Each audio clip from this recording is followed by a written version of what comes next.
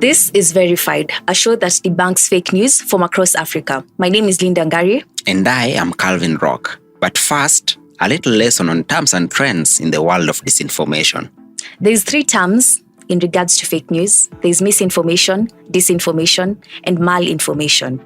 Calvin, what is misinformation, for example? Take, for instance, a message in your family WhatsApp group from your aunt claiming that you should not drink alcohol 45 days after your first shot of COVID vaccine. Yeah. Well, this information could have been gotten from another WhatsApp group, a Chama WhatsApp group maybe. The information is well intended, but it's false, so that is misinformation. So it's false information shared with good intentions. Unknowingly. Yeah. Okay. So there is malinformation. Yeah. And this could look like a leaked video of a celebrity, which you've come across mostly. And it's mostly embarrassing content that is used to taint someone's image or to get ransom. And this would not be someone who may not afford it. Obviously, it's a celebrity or a big shot somewhere whose embarrassing videos would make headlines. So malinformation, the long and short of it, is true information that is shared for malicious intentions. All right, Linda. And what is the difference between malinformation and disinformation? Well, disinformation is not true information. It's fake news shared to cause harm and at times to con people. It's information that is shared by conspiracists or con artists. This comes in form of WhatsApp links you've seen before, promising your Canadian visa. You've seen that, right? Yes. Have you ever been tempted to click? Well, it's really tempting to click. And you tend to get into a rabbit hole where you've clicked.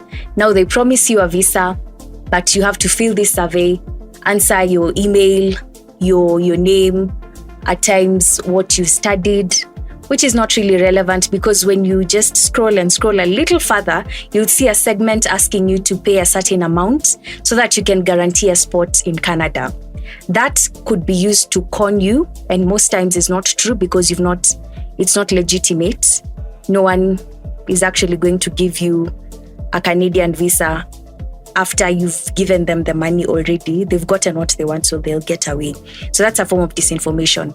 Because it intends to cause harm, and it's also false. Well, Linda, that was very enlightening. Now I know what the difference between disinformation, malinformation, and misinformation is. You're welcome. Lately, we've seen a lot of information on social media about the Ukrainian and Russian war. A lot of this information has caused a lot of warmongering and false alarm. You'd see videos showing some horrific images of victims, of people who are alleged to be soldiers. What kind of fake news have you come across in that? There was a post doing rounds on social media claiming that the Russian president had slammed Kenya owing to comments made by Kenya's UN ambassador during the Security Council meeting. So Vladimir Putin. Yes. He's not a very kind person, so what did he say this time? Well, the claim was that Vladimir Putin had asked Kenya to end starvation before lecturing Russia on international issues. Ouch! Yes. Did he actually say that? The claim was actually from an article published online in a personal blog. The blog has since been pulled down. So this was fake news? It was fake news. How do we categorize this, Calvin? Misinformation, disinformation, or malinformation? This was probably disinformation. It was shared with intent and probably to deceive. Right. I also came across a video of a young girl, 11 years old. She was named Shirley Temper. I don't know if you've seen that video. A very small girl kicking a taller, bigger soldier. What to do? What to do? What to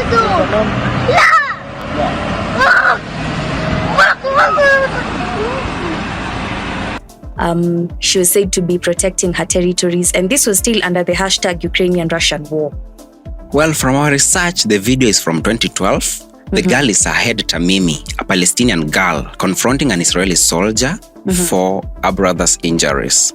So this did not happen during the Ukrainian-Russian war. The video is from 2012, clearly didn't happen during the Ukraine-Russia war, which began on February 24th, 2022, not 2012, right? Exactly. Yes, I also saw a certain image. This one is funny. I had to share. It was from the movie Red Dawn. You'd see an image of child soldiers and still under the hashtag Ukraine-Russian war. And they would say, yay, Ukraine has fronted its children to fight for its territories. But it was from a movie. So clearly misrepresenting what is on the ground. I don't know if you've seen it. Well, I really haven't, but will you say this is disinformation or misinformation, Linda? I don't know if there's harm that has been caused out of this. So I would say misinformation because I didn't know about the movie Red Dawn. I was just excited to see that, wow, someone actually did and found a movie image and placed it here. I promise you I could have been one of the people who circulated that if I didn't know better, if I didn't know to fact check. So this I would qualify as misinformation. Shared without knowledge or without deliberately wanting to cause harm, but does cause harm eventually. Generally, high-profile events like the Russia-Ukraine war are wont to cause a stir of misinformation. What do you think, Linda? I think people should be vigilant and you should also not be quick to share information. Don't be the well-meaning auntie who intends to make you not take alcohol. Alcohol is harmful, but it's a lie to say that if you take it after 45 days of the COVID-19 jab, it would cause the jab not to be effective. So be vigilant.